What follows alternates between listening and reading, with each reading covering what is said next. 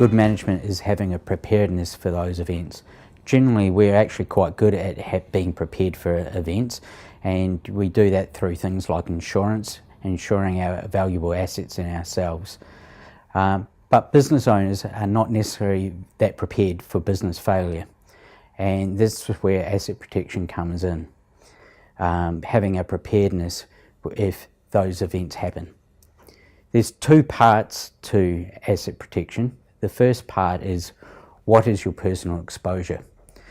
You may think that's just the exposure through the duties in the Corporations Act, but you actually have more exposures than that. You have exposures through Competition and Consumer Act, Environmental Protection Act, Workplace Health and Safety Acts, franchising codes, so that your exposure is a lot more than what you may think.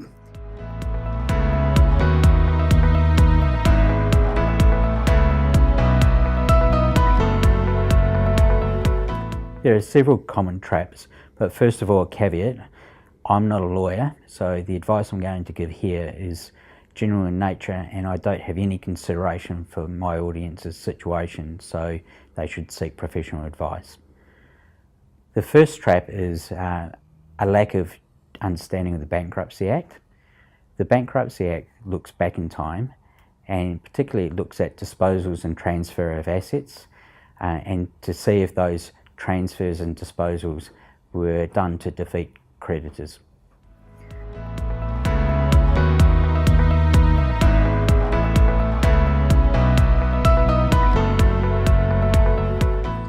With the family home, you have basically three alternatives. The first alternative is that you transfer the majority of the ownership to a person who's not at risk from bankruptcy, so that may be your spouse, for instance. The second alternative is you borrow as much as you can against the value of the family home. That way that you have very little equity for creditors to pursue. And the third way was that you put your home or your assets into a separate legal entity. With super, prior contributions are protected against creditors unless there's a large or unusual contribution made to that super fund that may be deemed to defeat creditors. That protection also applies to assets purchased with the super fund that were held prior to bankruptcy.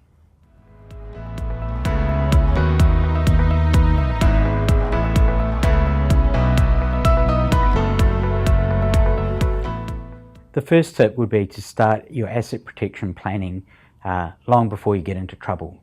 There are more things you can do prior to a claim than you can do after a claim. Another tip would be, if your spouse has no involvement in the company, then they should not be a director of that company.